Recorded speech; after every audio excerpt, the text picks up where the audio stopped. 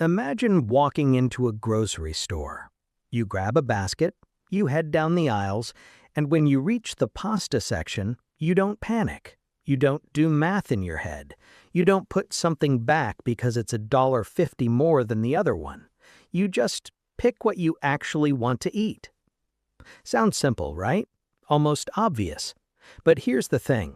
For millions of people, that simple moment at the grocery store is one of the most mentally exhausting parts of the entire week.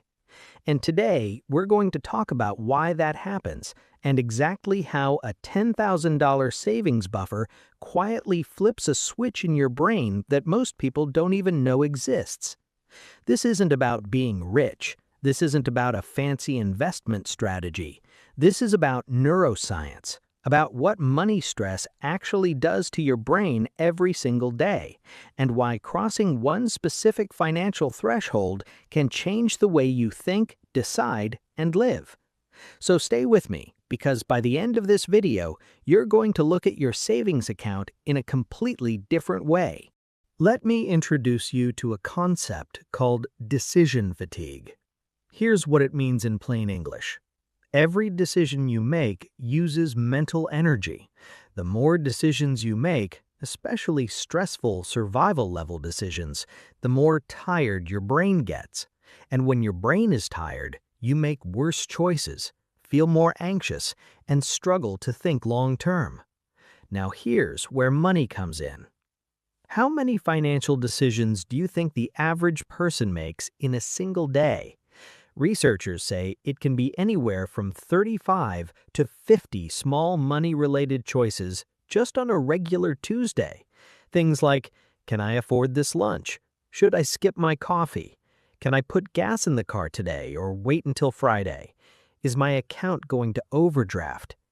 Each one of those is a tiny withdrawal from your mental bank account. And when you're running low on savings, like really low, almost every one of those decisions carries fear with it. Fear burns energy, and when your energy is gone, your ability to think clearly, plan ahead, or make smart long-term decisions, that disappears too. This is the real cost of living paycheck to paycheck that nobody talks about. It's not just financial, it's neurological. Let's get a little science-y here, but I promise to keep it simple. When your brain detects a threat, whether that's a lion chasing you or a $47 balance in your checking account, it releases a hormone called cortisol. Cortisol is your body's alarm system. It's meant to help you survive danger. The problem, your brain can't tell the difference between a physical threat and a financial one. So when you're constantly worried about money, when every grocery run, every bill, every swipe of the debit card feels uncertain, your cortisol levels stay chronically elevated. And here's what high cortisol does to you over time. It makes you more impulsive. You make worse decisions. It makes you more short-term focused. You can't plan ahead. It makes you more anxious about everything, not just money. A 2013 study published in the journal Science found that financial worry alone can reduce your cognitive function by the equivalent of losing 13 IQ points. That's not a small number. That's the difference between a good decision and a really bad one. So, here's the question. What shuts off the alarm? Now, I want to be clear. There's nothing magical about the number $10,000 specifically.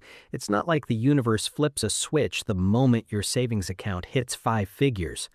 But here's why financial experts and behavioral economists consistently point to a 5-figure emergency fund as the threshold that changes behavior. It represents roughly 3 to 6 months of basic living expenses for most people. And the moment your brain knows you have that runway, that even if something goes wrong, you are not immediately in danger, cortisol drops. The alarm goes quiet. Think of it like this. Imagine you're walking on a tightrope. Every step is terrifying. Every wobble feels life or death. Now imagine someone puts a safety net underneath you. You're still walking the same tightrope, but suddenly you breathe. You stand taller. You stop staring at your feet and start looking forward. That's what $10,000 in savings does to your nervous system. Here's where it gets really interesting. The human brain has two operating modes when it comes to decision making. The first is survival mode. This is reactive, fast, emotional, and short term. It's asking, how do I get through today? The second is strategy mode. This is calm, deliberate, and forward thinking. It's asking, how do I build a better tomorrow? When you're financially stressed, you are almost permanently locked in survival mode. Your brain simply won't let you think long-term when it believes you're one emergency away from disaster. But once you have a buffer, once your brain stops sounding the alarm, strategy mode turns on. Suddenly, you can think about career moves you've been too scared to make, business ideas you've been putting off, investments, goals, and long-term plans. The $10,000 isn't just savings, it's a permission slip your brain gives itself to finally stop surviving and start building. Let's flip this around, because understanding what you lose without a buffer is just as important. Without financial breathing room, you tend to pay more for everything. When you can't afford to buy in bulk, can't wait for a sale, or have to use expensive short-term loans, you pay a poverty premium on everyday life. Miss opportunities, a small investment, a course, a tool for your business, all of these feel too risky when you're running thin, even if the long-term ROI is massive. Make worse decisions at work. Research shows financially stressed employees are less productive, less creative, and more likely to leave good jobs for a small short-term pay bump, sacrificing long-term growth for immediate relief.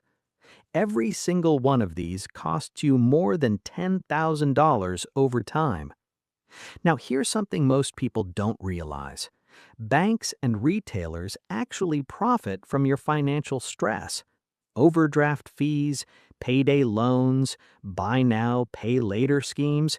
These products exist specifically for people who are living in survival mode.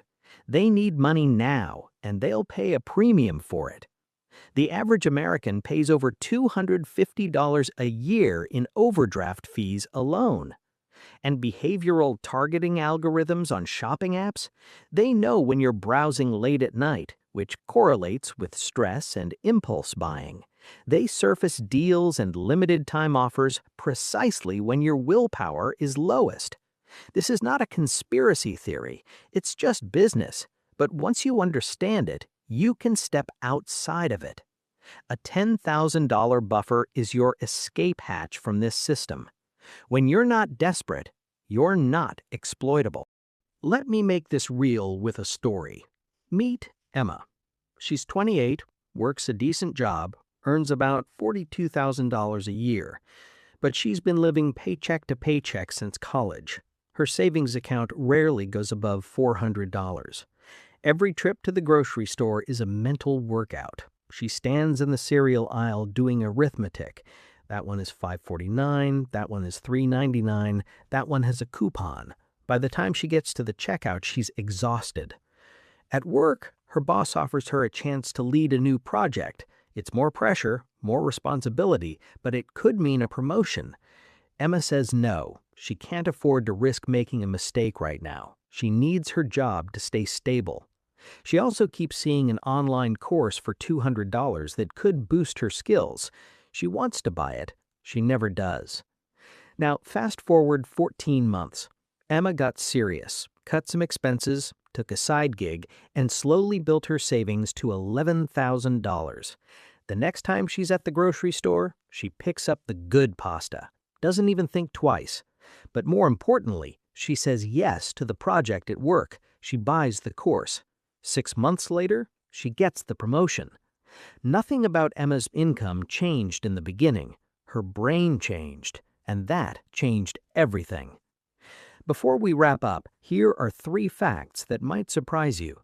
Fact number 1. According to a Princeton study, the mental bandwidth consumed by financial worry is equivalent to going an entire night without sleep every single day.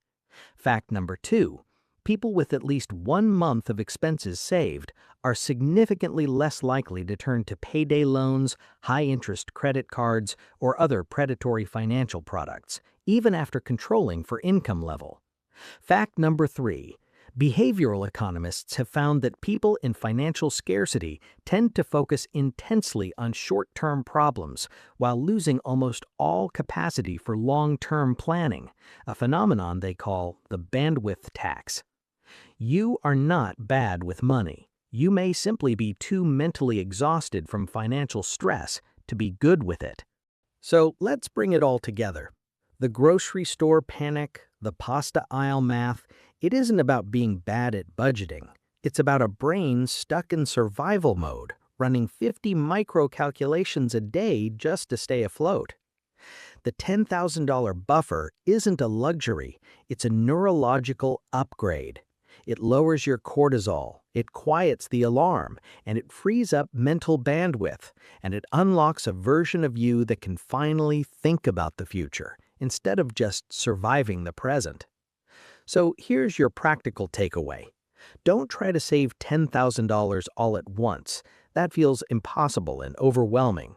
Instead, pick a first target, $500, then $1,000, then $2,500.